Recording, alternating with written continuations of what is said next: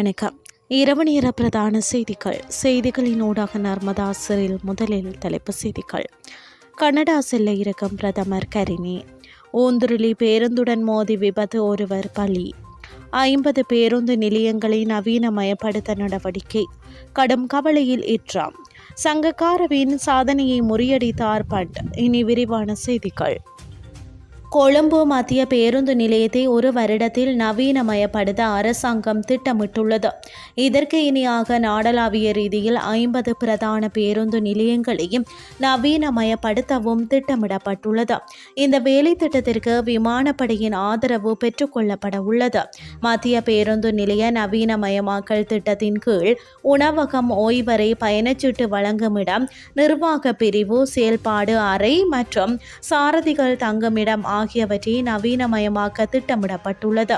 Hectare 1.42 நிலப்பரப்புடன் கூடிய மத்திய பேருந்து நிலையம் 1964 ஆண்டில் ஆரம்பிக்கப்பட்டதுடன் நாளாந்தம் 1500 தொடக்கம் 2000 வரையிலான பேருந்துகள் இயக்கப்படுகின்றன. கொழும்பு ஆமர் வீதி பகுதியில் இடம்பெற்ற வாகன விபத்தில் ஒருவர் உயிரிழந்ததாக மருதானை காவல்துறையினர் தெரிவித்துள்ளனர். ஆமர் வீதியில் இருந்த சங்கராஜா மாவத்தை நோக்கி சென்ற ஊந்துருளி ஒன்று எதிர்த்திசையில் வந்த பேருந்துடன் மோதி விபத்துக்குள்ளானது.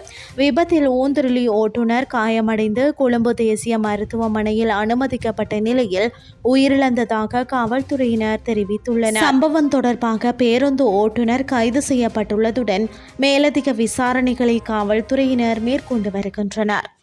பிரதமர் கலாநிதி கரணி அமரசூரிய கனடாவுக்கு புறப்பட்டு சென்றுள்ளதாக பிரதமர் அலுவலகம் தெரிவித்துள்ளது.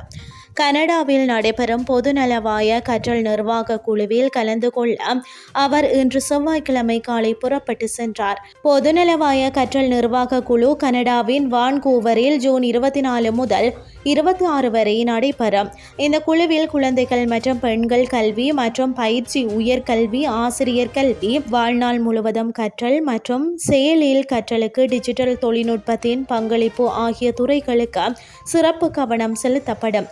புதுமை மற்றும் ஆராய்ச்சியில் முதலீடு, நிறுவனங்கள் மற்றும் அமைப்புகளின் டிஜிட்டல் மாற்றத்தை ஆதரித்தல், பாலின சமத்துவத்தை ஊக்குவித்தல் மற்றும் கண்காணிப்பு மற்றும் மதிப்பீட்டு திட்டத்தை செயல்படுத்துதல் ஆகியவையும் விவாதிக்கப்பட உள்ளன. இனி வெளிநாட்டு செய்திகள். இஸ்ரேல் மற்றும் ஈரான் ஆகிய இரு நாடுகளும் போர் நிறுத்தத்தை மீறியுள்ளதாக அமெரிக்க ஜனாதிபதி டொனால்ட் ட்ரம்ப் குற்றம் சுமத்தியுள்ளார். இதில் இஸ்ரேல் மீது உண்மையிலேயே தாம் அதிருப்தி அடைந்துள்ளதாகவும் அவர் குறிப்பிட்டுள்ளார். குண்டுகள் வீசுவதை நிறுத்திவிட்டு உங்கள் விமானிகளை உடனடியாக திருப்பி அழையுங்கள் என்று இஸ்ரேலுக்கு அவர் அழைப்பு விடுத்துள்ளார். முன்னதாக அமெரிக்கா மற்றும் கட்டார் நடுநிலை வகித்த முன்கொணர்ந்த போர் நிறுத்த ஒப்பந்தத்தை ஈரான் மீறியதாக குற்றம் சாட்டி தெஹ்ரான் மீது தீவிரமான தாக்குதலுக்கு உத்தரவிட்டுள்ளதாக இஸ்ரேல் பாதுகாப்பு அமைச்சர் தெரிவித்திருந்தார். எனினும் இஸ்ரேல் பாதுகாப்பு அமைச்சரின் கருத்தை ஈரான் மறுத்துள்ளது.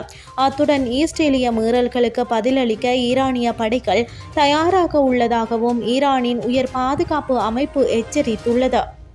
இனி விளையாட்டு செய்திகள். ஒரு டெஸ்ட் போட்டியில் அதிக ஓட்டங்களை குவித்த ஆசிய சாதனையை இந்திய அணியின் ரிஷப் பண்ட் படைத்துள்ளார். இங்கிலாந்து அணிக்கு எதிரான முதலாவது டெஸ்ட் போட்டியில் அவர் குறித்த சாதனையை தன்வசப்படுத்தியுள்ளார். முன்னதாக பாகிஸ்தான் அணிக்கு எதிரான டெஸ்ட் போட்டியில் குமார சங்கக்கார 2 இன்னிங்ஸ்களிலும் சேர்த்து 244 ஓட்டங்களை குவித்திருந்ததே சாதனையாக இருந்தது. அந்த சாதனையை இங்கிலாந்துக்கு எதிரான டெஸ்ட் போட்டியில் 252 ஓட்டங்களை குவித்து ரிஷப் பண்ட் முறியடித்துள்ளார். இத்துடன் செய்திகள் யாவும் நிறைவடைகின்றது. அடுத்த மணித்தியால செய்திகளை காலை 8:30க்கு எதிர்பாருங்கள். நன்றி.